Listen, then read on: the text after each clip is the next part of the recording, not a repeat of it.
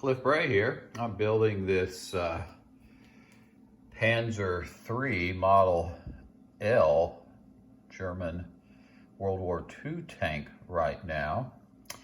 And I pretty much put together the chassis and the turret and some of the accessories.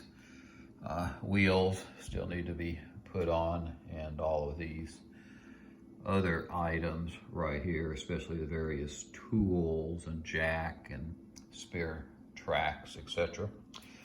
And I've built other models before, including other tanks, such as this Patton tank right here, and this Twin 40 anti-aircraft tracked vehicle.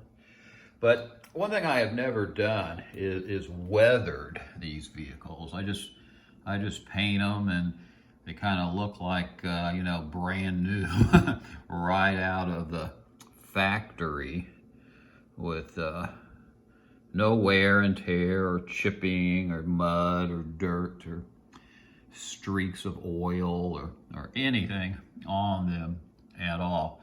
I also did not ever add anything to the model kit itself, such as adding in detailed welds or adding in accessories that did not come with the kit. So I'm going to change all that now, and on this model I'm going to make my first ever foray into weathering a model, making it look like it is not right out of the factory, but actually has been on the battlefield for a while.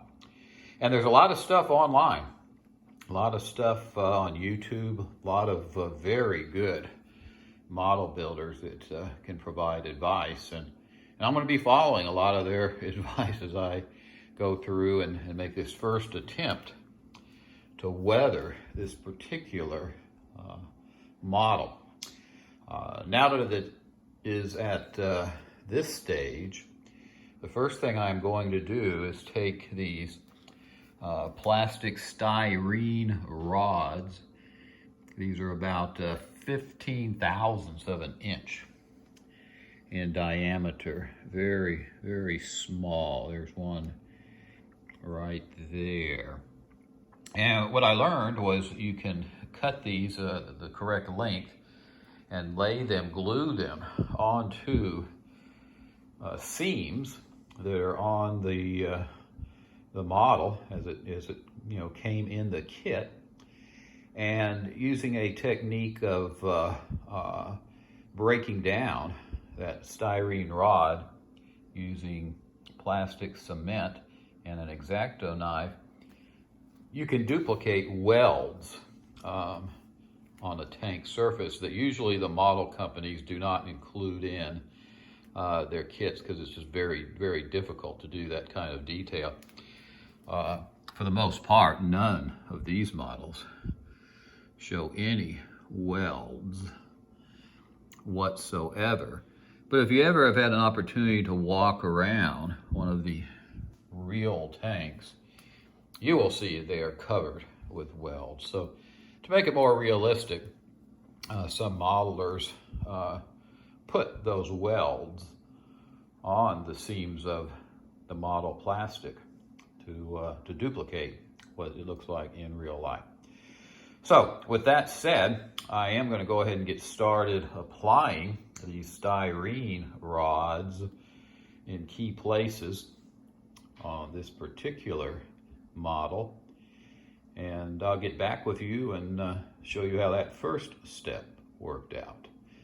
Following that, I will paint the model as it was primed in the factory, and then we will go from there. Okay, I'm back now.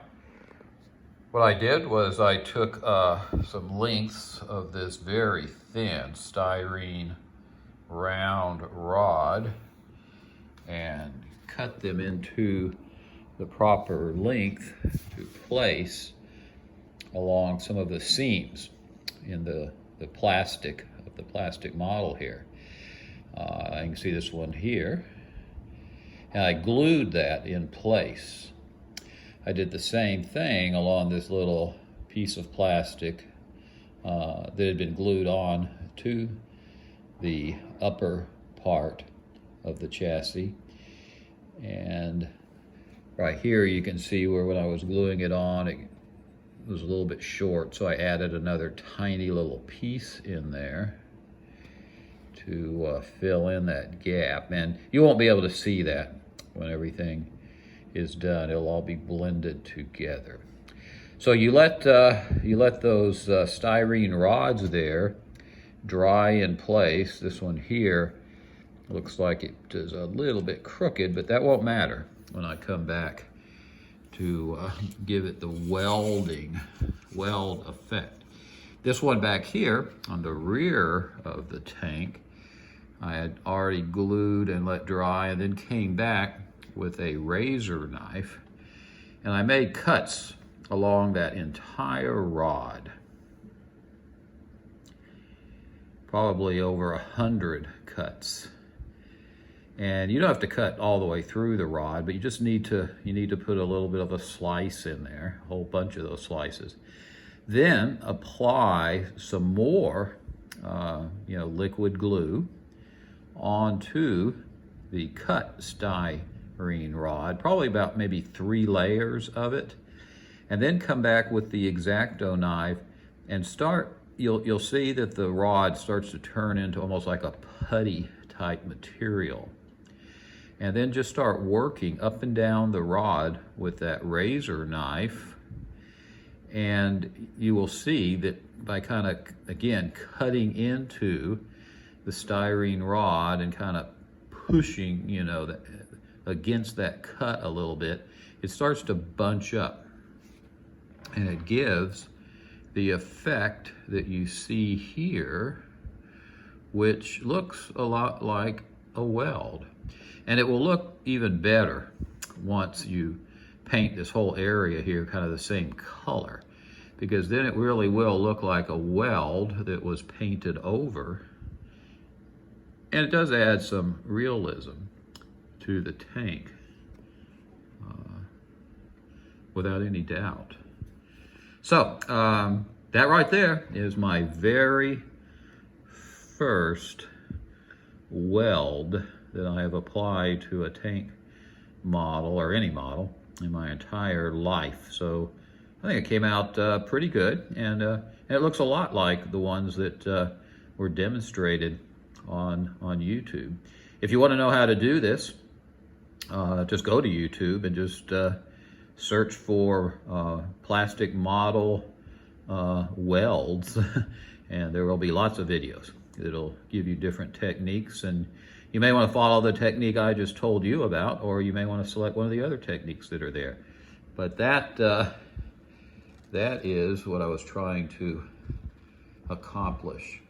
So now what I'm going to do is glue pieces of that styrene rod on probably about another dozen or so seams throughout the tank model.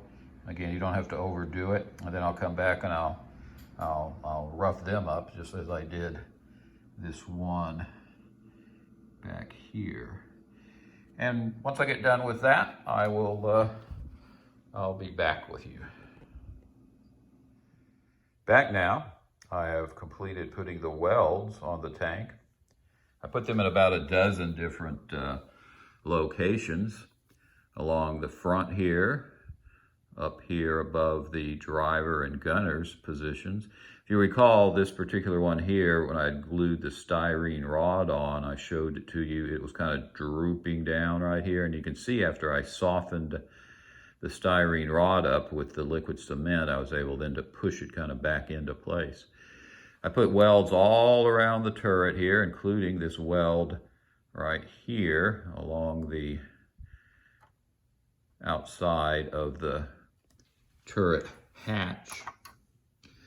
I put welds in the back. This was that very first weld.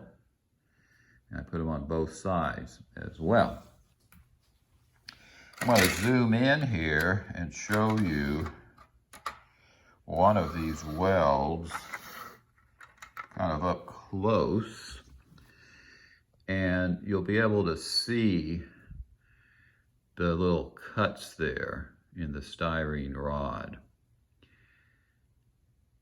What I found was the best way to cut those was using just a regular box cutter, like this one right here, because I was able to control it real well. So I went down there. It needs to be a brand new blade, completely, totally sharp there. Then I would put the liquid cement on and let it sit there for about 30 seconds to a minute. Then I would come back and use this knife here. And this is kind of dull though, and I found that by having a more dull knife, I was able to kind of move that softened styrene rod around and make it look like the weld much better. Again, I used a styrene rod that was 20 thousandths of an inch in diameter. But they make this in all different sizes, and you can experiment with the different sizes. In fact, for this turret weld up here, I actually wound up using a 40 thousandths of an inch styrene rod, because it was just a thicker weld there. So what I'm going to do now is paint the tank. I'm going to paint it in a color that should be similar to the way it came out of the factory before it was given its final coat of paint. I'm going to use two paints, Hull Red and Brown Red here. Probably use about 75% of the mixture will be this Hull Red, XF9, and about 25% of the mixture will be this XF64. And then, of course, I'll thin that down, around 50% here with the thinner.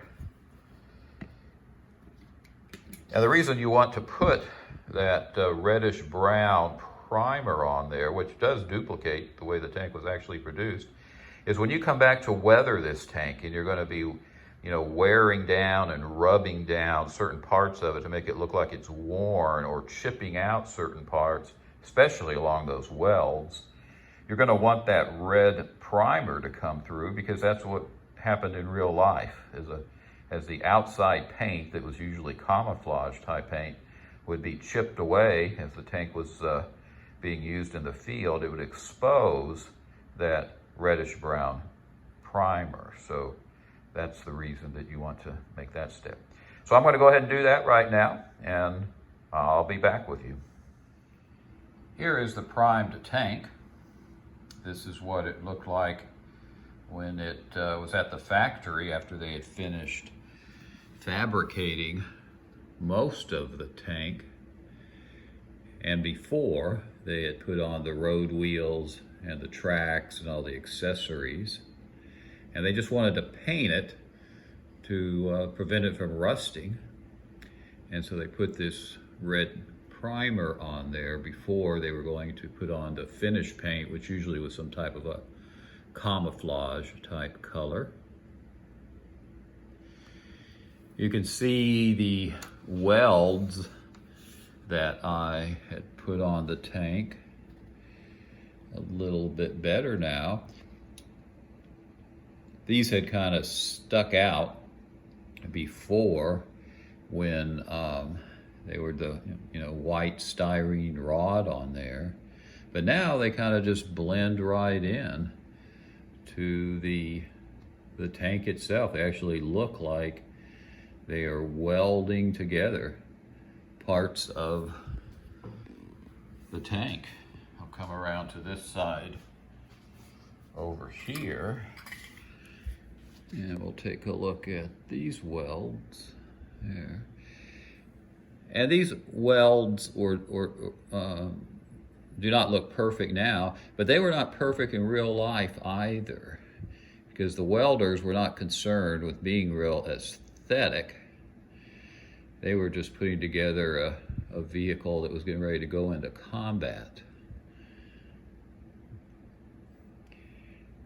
versus a welder who might be trying to weld something and make it, you know, aesthetically very smooth and perfect and everything. So you don't want to be too perfect in how you cut that styrene rod up and spread it around once it's softened. So what's going to happen now is I am going to take this hairspray here, and it's a ultra fine mist hairspray, and I will put a couple of coats on here very, very lightly. And what that will do is that will put like a polymer coating over the red paint, and that polymer coating is water-based.